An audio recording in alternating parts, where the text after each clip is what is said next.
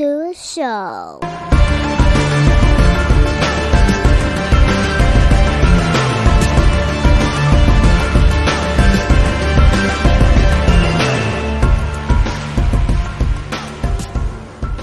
What's up, everybody? Welcome back to another episode of Off the Mats podcast. And it's the holiday season. So happy holidays to all y'all celebrating holidays. But otherwise, it's just me, it's Dante. And we're going to go ahead and jump to our episode. So this week on the podcast, I want to welcome a new guest to the show. And we connected through Instagram, as most guests do.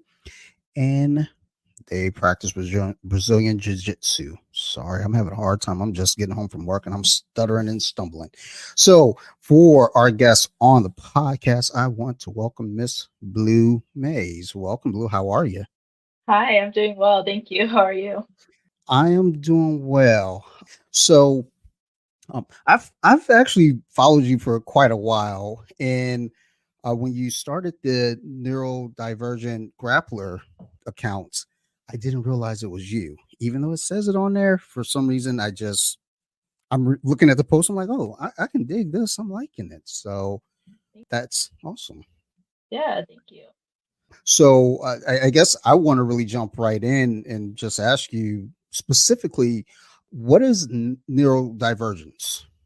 Yeah, so basically, neurodivergence is an umbrella term for people who basically think differently, are not, there's neurodivergence and there's neurotypical. So someone who is neurodivergent may have ADHD, autism, Tourette's, dyslexia, things that are something a neurotypical person might not have. So it is considered a disability. It is like an invisible disability. People don't often see it, but neurodivergence has started to make waves these last few years, along with like mental health. Those two kind of go hand in hand together because there's lots of like comorbidities with maybe a neurodivergence and a mental health condition as well. So those have come together quite often. Okay. And as far as the umbrella of neurodivergence, are you under that umbrella? Do you have any of these qualities yourself as a grappler? Yeah, definitely. So I was diagnosed with ADHD in my mid 20s, I think 25 or 24. I've always had some sort of difficulty with learning and paying attention.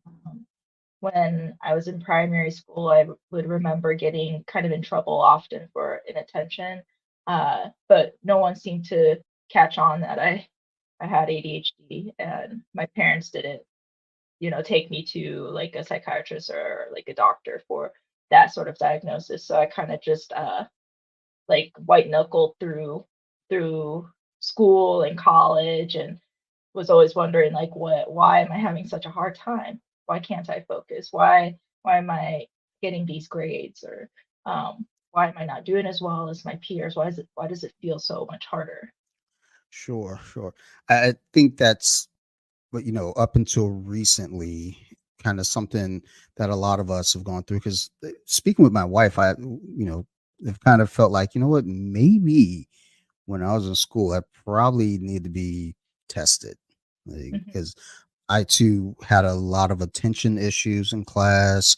Uh, just school wasn't the thing for me. Like, I knew things, I just, in that setting, it was not gonna go over so well for me, or it didn't. Right. I tried to be the best student that I could be, but there were still times I would get in trouble. But maybe I thought I was just lazy. I often would procrastinate at times, but it wasn't that, it was ADHD. Yeah, I definitely think, now that I look back on it, it's like, yeah, that sounds like me. Like, especially procrastinating, I'll get to the last thing, but I always felt like I did my best work. Like, Mhm. oh, you got a paper due tomorrow morning, 1 a.m. Let's go. Yeah, And it always works. same. Yeah, same. My best work was always me finishing up the day before it was due. I think there are a few homework assignments done on the school bus. So the Yeah. as I turn it in, it's like, what's wrong with your handwriting? Are the answers right? Mhm. Yeah. So, you know, kind of going along your journey and realizing this, at what point did you discover jujitsu? So I started jujitsu in 2018. And basically I was training at the school doing Muay Thai. Um, and I thought I liked Muay Thai, but I I didn't really enjoy it after a while, and I wanted to make friends doing Muay Thai, and it just wasn't really working for me. I wasn't really making friends, um, and I decided to move to Utah abruptly because I was going through like a quarter life crisis. And in Utah, I joined like I just Google searched Muay Thai because I thought, oh, that's what I want to do. But after the second time I went there and did the sparring and I got punched really hard in the face, I just didn't want to do it again. So I decided like I still want that third space where I could potentially make friends, and maybe build confidence because I had pretty low self-esteem and wasn't fit, wasn't really active. So I decided to do jujitsu there at that gym. And so I just trained at that gym for 4 months and then I moved back to Colorado, trained at a school there, that's pretty well known. And I just trained there for a couple years, got to blue, and then switched schools like 2, 3 times. So now finally here I have purple belt. Oh, Still congrats surprised on by that that. Oh, too. thank you. Yeah, like I didn't think I would get that far, but I told myself from the first day, like, just don't quit because I've had a hard time with commitment issues. And that might be like my ADHD characteristic because I would lose interest in something pretty quick, but I still have a lot of interest in jujitsu. Right now, it sounds like we are twins right now because Really? that's the same things like don't quit, don't quit. I have a hard time with committing. I, right now, if you look to my basement that's hidden, Hmm. there is markers of all my projects that all right, I'm gonna do this, we're gonna make it, we're gonna commit. And then I'm like, ooh, look at this. There's something else to commit to now. And Right. ju- like jujitsu is the one thing that I'm like, you have to stick with this because Mhm. it's a journey, it's a lifelong journey. So Yeah, you'd be surprised like how many people I've met who resonate and say that, they haven't been diagnosed with ADHD, but they notice that they have some symptoms or characteristics of it. And somehow jujitsu, it just stuck to them and it really interested them. And with people with ADHD, especially, they kind of shine in that department where if they find something they really, really like and enjoy, they will put a lot of energy and focus into that. I always thought about that when it came to school and work for that matter. It's Mhm. like if there's something that I'm really, really into, like my current job now, I love it because I'm working with people, I'm helping people. And it's like I love the job. Whereas my last job wasn't so much that, and I could do the job. It was just like I don't want to do this. This like Right. I'm not being kind to people. And you're like, oh, he's lazy. He does, he can't do the job. I was like, no, I can. I'm not lazy. I just don't like you Same. guys.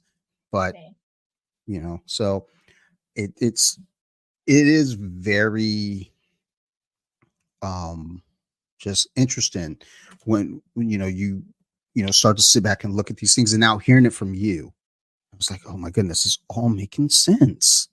Yeah, I get DMs all the time. People are like, "This is making sense," and I tell them like, "You might have ADHD. You might have something else too. You never know. There's actually a lot of like commonalities that like autism and ADHD has. So I would recommend if you suspect something's going on, first I would talk to your doctor about that." Yeah, that's that's a thing that I do try to remind myself, like, hey, you see your doctor weekly. You should probably bring this up. And it has come up, but then I get sidetracked. I use this podcast as partly therapy too. As I talk to other grapplers, I'm like, oh, okay, that makes sense. I get it now. And then I go back to my therapist. I'm like, hey, so maybe this. Yeah, Um, in the same way. but how has jujitsu helped you, with your ADHD? Yeah, it's definitely made me more of a disciplined person. For someone with ADHD, like especially for me, what I realized is that I need something to be disciplined at, something that's regimented, has a schedule, consistent schedule, because I don't thrive in chaos. And in my previous life, I was in a chaotic environment and I survived through it. But now, with jujitsu, everything's a lot more regimented. I pretty much eat kind of the same things every day, to stay healthy. Jujitsu's forced me to be healthy. It's made me exercise. So it's just this exercise more and do like strength training. And it's been this domino effect of like, okay, I want to be good at this sport and I want to dedicate more time. So, I pivoted careers because I didn't enjoy my previous jobs. I've changed jobs so many different times because, I've been told I'm lazy, but I wasn't lazy. If I don't enjoy it, I'm not going to put in effort into it. So now I work in tech, in web design, and I love it a lot more because it gives me room and freedom to be creative. So jujitsu's allowed me to put myself out there. It's made me take more risks. It's made me more of a disciplined person. It's made me a friendlier person. It's made me kinder, more empathetic. So I think it's helped me, all just holistically. It's helped my whole life. Good, good. I I always tell my friends who they just don't want to give it a try. I always say, look, you'd be surprised at what jujitsu could offer. And I don't think jujitsu's for everyone, but I think everyone should at least check it out. And who knows? I didn't think that me getting beat up by a 14-year-old on a Saturday afternoon was going to change my life like this. And here we are. Now I'm like, wow, I think I owe that kid lunch. Yeah, definitely. I never thought like a 50-year-old man, or like a 70-year-old man could beat me up, and how is this person outpacing me, and I'm like 30 years younger than this person. And you find friendships too, and like the most like you wouldn't imagine being friends with someone that's much older and had a different life than you, but through jujitsu, like you're able to make those friendships. Sure, sure. I think with jujitsu too, it's like a lot of us kind of everyone's journey is different, but we all kind of have a similar route in the sense of like we want to get better, so we're all there to hopefully get better. So, I think that does help, Mhm. build those structures of a friendship because, if you're going to the gym and you're there and it's like, hey, I'm here to get better, and somebody else is like, and I'm just here. I'm just here to, do whatever. And it's like, okay, well, we are not the same. That's not to say you can't, interact and build a friendship, but it's like you're gonna more than likely, you know, be magnetized towards someone that's like, look, I'm competing this weekend and I'm trying to drill this. Oh, me too. Versus the person that's like, look, man, I'm just here. Like, Mhm. okay, well, you just be there. We gonna go Right. over here. Right. So I saw on your Instagram a while back, in the stories. I actually was going to reach out, but I was like, I'm not sure how to reach out. It was about competing and really like talking to other grapplers about getting into competing.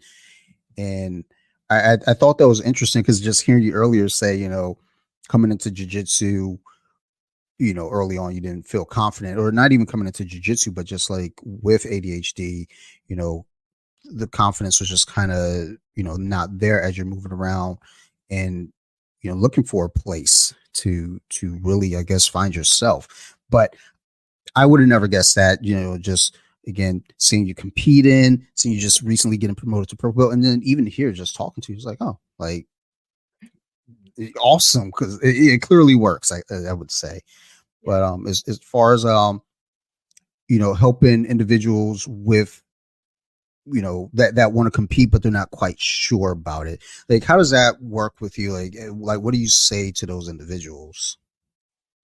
I just had a conversation with a white belt the other day, and the things I told her is that at white belt, obviously you don't know everything. You won't know everything. You'll never be too prepared. But I think the one advice I would give to you is to have fun and breathe. Just take the moment for what it is.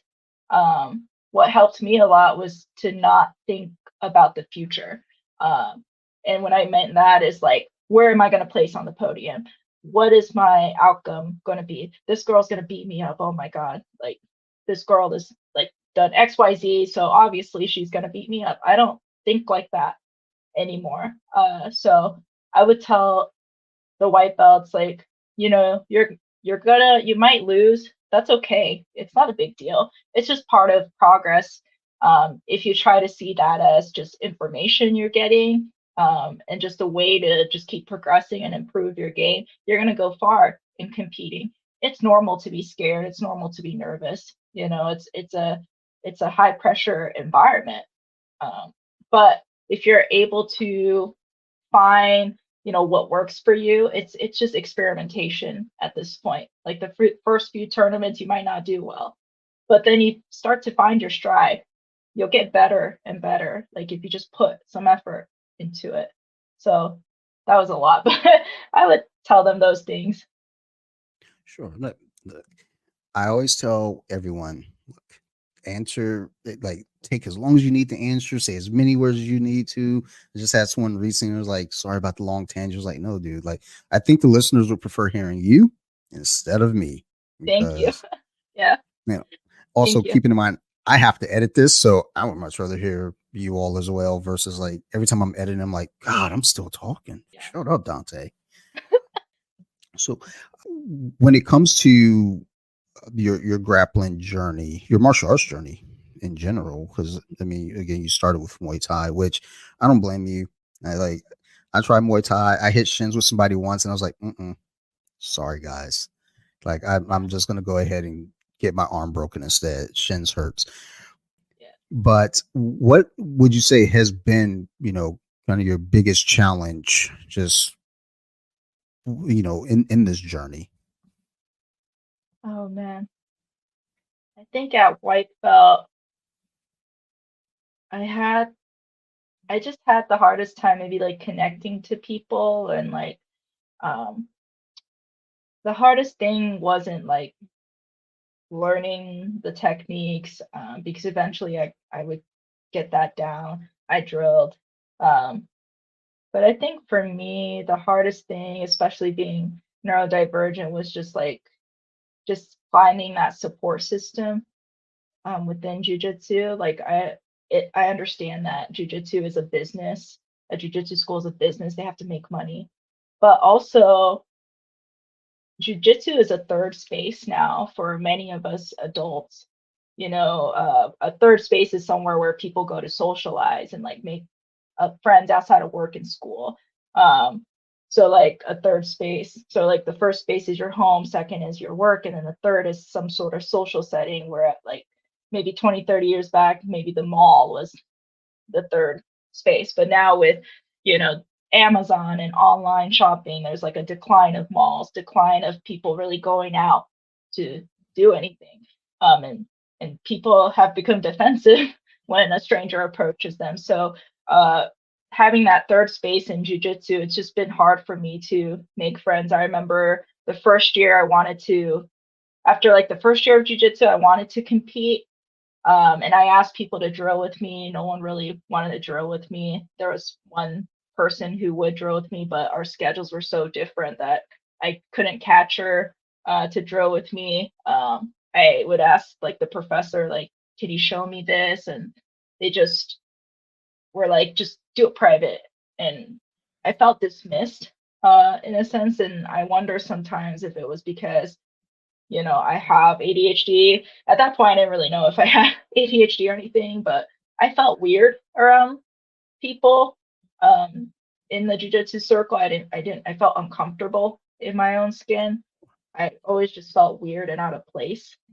So that was the hardest thing for me was jujitsu. Was just like finding where I fit in in this world, finding who could be my friends, who would be my allies. And it took until literally the third year in blue belt, like 4 years into training, to find that. Good. I'm glad you're able to, you know, find that tribe. I guess that group within the group. So it's tough. I think I'm still in that pocket. I've been doing this for I think 8 years now. So it can get overwhelming, but I mean, as you know, it doesn't last forever. So good. No. So with addressing your biggest challenges on the mats, what has been, I guess, outside of at this point getting promoted to purple belt, which you said you didn't think you'd make it there. I would imagine that's one of the bigger successes thus far.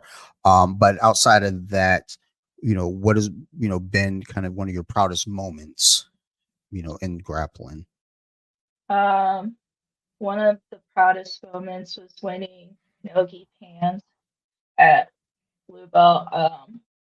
But also just like there were just series of events that led up to that. And this year in particular, I turned 30. Um, I started competing my first year at Blue, and it's been such a struggle. That's probably another challenge that I've had was just competing and that having that aggression come out, having that athlete mentality show through. I didn't know how to channel that. I didn't know that was a thing really. I just thought, oh, you just practice and then you compete, but competing is a different skill set, which I feel like I'm starting to master and get better at. So that's been something I'm very proud of. But also just this journey, like competing alone, with no coach, just going to opens, IPJ opens by myself and just competing and not giving up, just trying. There was one tournament I placed third in my bracket, and I was like, I am not happy with that, so I'm going to sign up for absolutes. So I signed up for absolutes, beat three people to the finals, and then lost in the finals. But I fought hard for that, and I was like, that was a great moment for me, to get silver in absolute. But definitely like all the hard work I did competing leading up to Nogi Nogi Pans. I'm very proud of. I'm proud of all those moments. Good. Awesome. It's inspiring to hear something like that, and just again hearing your story up to this point. Just it fills the arena with energy. I feel like, oh, this is really cool because as someone who's introverted myself and just always feels awkward and like I don't feel like I'm in the right places, like hearing your story just makes me feel like, you know what, it's gonna be okay. Like there's someone else who's experiencing that as well, and I'd like to think that there are people listening that can kind of take from that. So thank you for sharing that. Yeah, no Um, problem. so in jiu-jitsu, especially lately, I've been seeing this online, and it tends to be a thing online anyway because people online talk a big game, but you know everybody's a bully online. But well, not everybody, but there are a lot of them, Yeah. like a lot, unfortunately. But have you dealt with any in academy, like not like necessarily like bullying, like like your traditional schoolyard bullying, but like people who are just unnecessarily rude to you? Mhm. um I guess you did mention earlier, trying to find people to drill with, but I mean like people that seem to go out of their way to be rude. Um, I would say I experienced microaggressions or like the first school I went to, like I look back at it and I realize, there were times where people were being mean to me and they didn't have to be mean to me. And I think they blew me off and were being mean to me because I wasn't like quote unquote normal. Maybe my behavior was a bit off. I was going through quite a bit personally back then also. So people didn't really want to deal with that on top of it being a person of color and a woman in a majority male dominated field, like you're just an outcast by default. So people do see you as like a target. There's been times where like the front desk people were not very nice to me. Um, and I just wonder why, like I remember volunteering to help the kids program. So I come like twice a week to help the kids class. And this was like, I was like a 4-stripe white belt and I had to wear the school's gi, but I couldn't afford the school's gi. And this woman at the front desk would get upset every time I asked, like, can I borrow a gi top to wear? And she's just like, when are you gonna get your own gi top? This is inconvenient. But she was never, I would watch her and she was never rude or talk that way to anyone else. Um, but to me, so maybe I was hyper analyzing it, but also I wonder like why do people treat me this way? Yeah, I've had some black belts be, mean to me as well and like dismissive, but it was again because I was just struggling with jujitsu. I wasn't excelling at it. Um, I wasn't doing as well as this one lady who's like pretty blonde white girl and she's excelling at it and everyone's like, oh, let's help you, and I would ask for help and would be dismissed. So I don't think people went out of their way to be mean to me, but I think because I had maybe abnormal behaviors, like I was depressed too, and had severe anxiety, so I struggled in social situations, so that's abnormal. They thought that was weird. I wasn't doing well on the mats. I wasn't really showing signs of like progressing to blue belt early on. There's people who are getting blue belts 6 months in, a year in. It took me 2 years, but finally got it. So that hurt a lot. But once I entered the colored ranks of blue and I changed schools a few times, like there were crowds I was hanging out with who were not good for me and they were struggling with their own things and projecting their insecurities onto me. And I realized like I don't want to be around people like that. I don't want to be around people who keep pushing me down or want me to stay in my box so that they feel comfortable. And I remember just once I started to go out there and do more things, those people like started to, get mean and try to gaslight me into thinking like you need to stay in your box, you need to stay in your lane, like you shouldn't be competing. Why are you competing? You need to stay at this gym. You're making our gym look bad. And I didn't quite understand. So I had to switch schools again and now I'm in a much better place. So I feel like I've just been running into people who unfortunately are projecting their own insecurities onto me. Yeah, it thinking about the front desk people is like, hey, you're the front desk, like you're the first like line of like, Mhm. who's gonna see you. You should be the nicest, if Right. anything.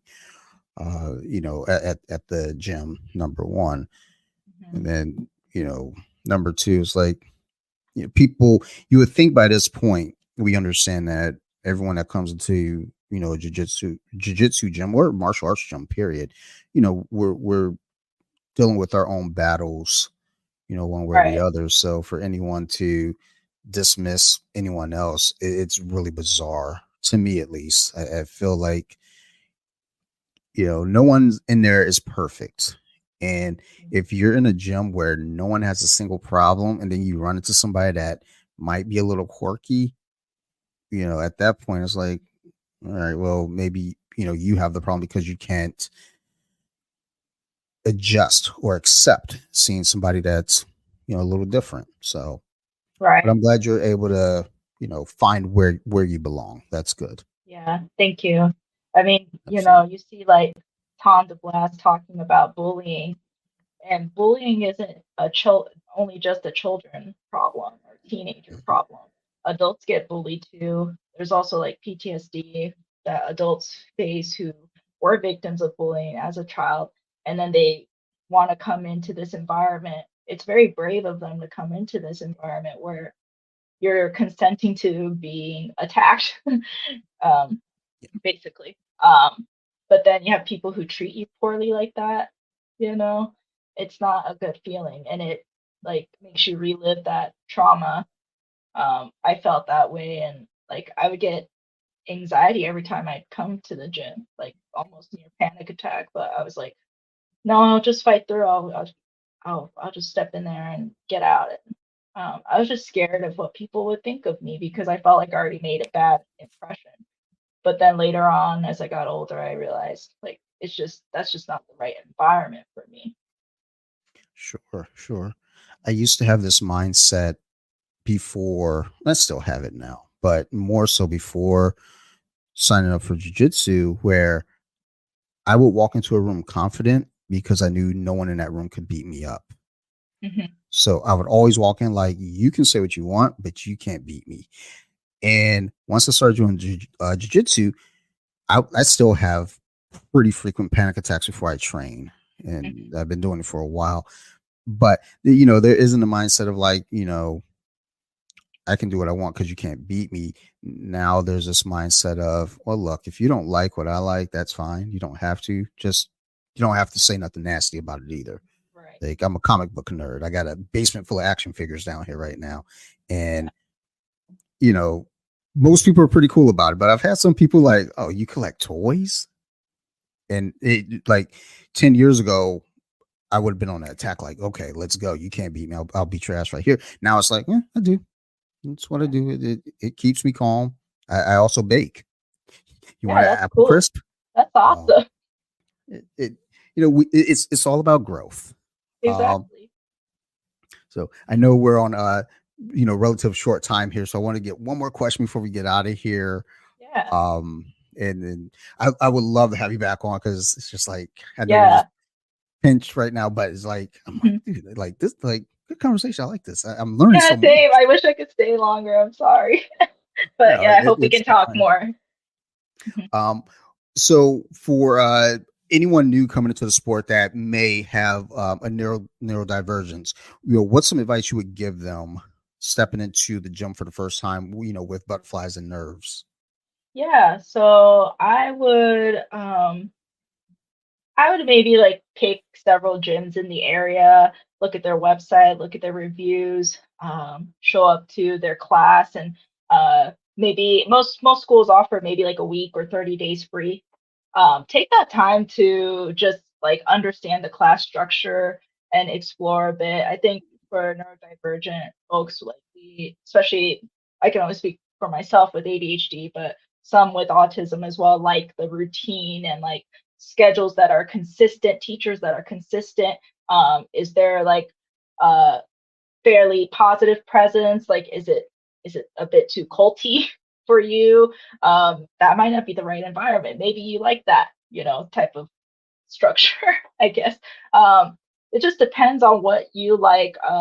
Do you want to go to class in the evening? Do they have morning classes? What's the pace of the classes? Do you see like the upper belts helping the lower belts and being encouraging? And it's a healthy environment. You can refuse to roll if you don't want to. You don't have to explain.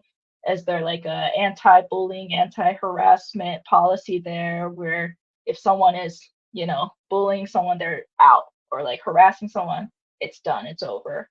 It's kind of hard to, see that probably in the first week or 30 days.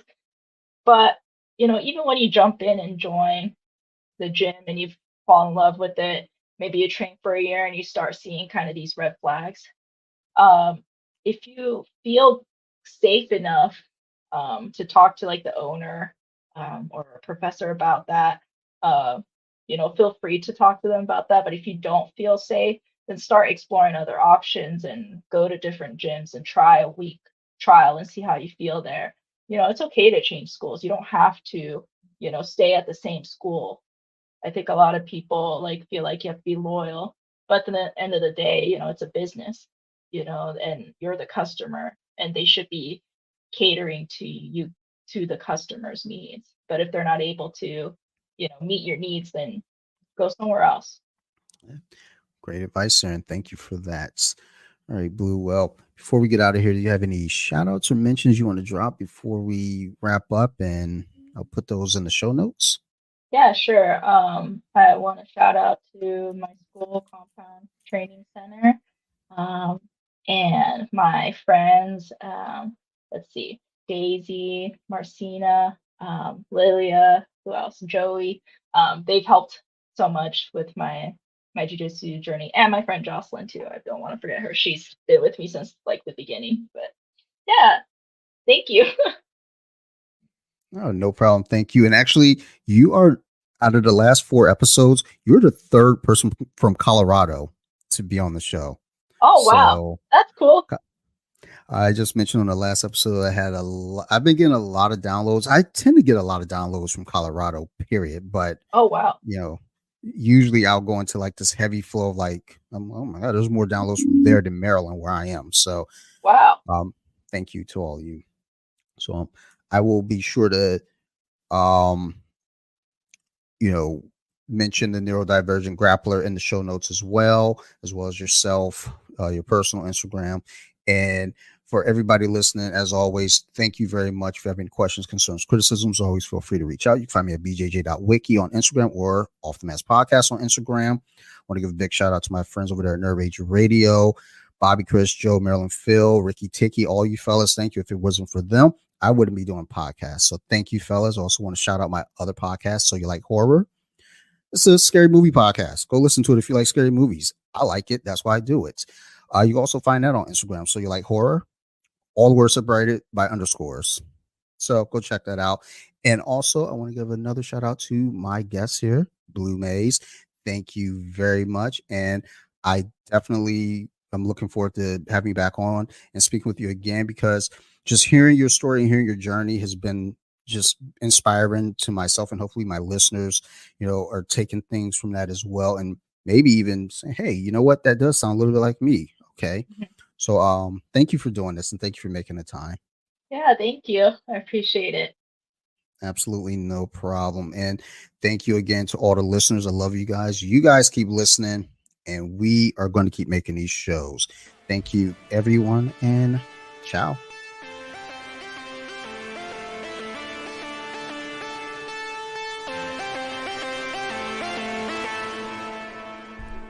They were with it.